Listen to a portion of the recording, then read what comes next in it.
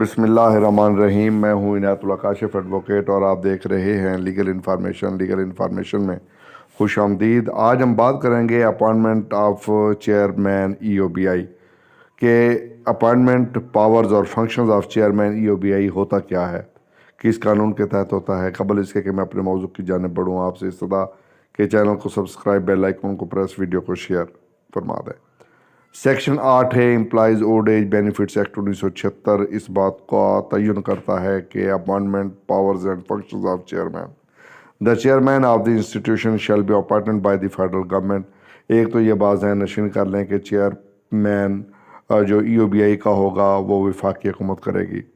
اس کے لیے عرصہ کتنا ہوگا؟ For such term and on such terms and conditions as it may determine.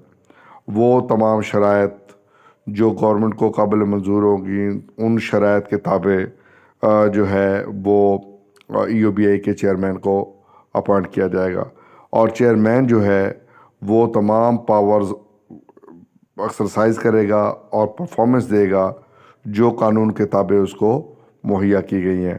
تو سیکشن 8A اپائنٹمنٹ پاورز اور فنکشنز آف چیئرمین کا تعین کرتا ہے، اور یہ employees old age benefits act 1976 کا دفعہ ہے جو چیئرمین کے اختیارات، تقرری اور اس کی پرفارمنس کے حوالے سے زیر بحث جو ہے وہ لاتا ہے۔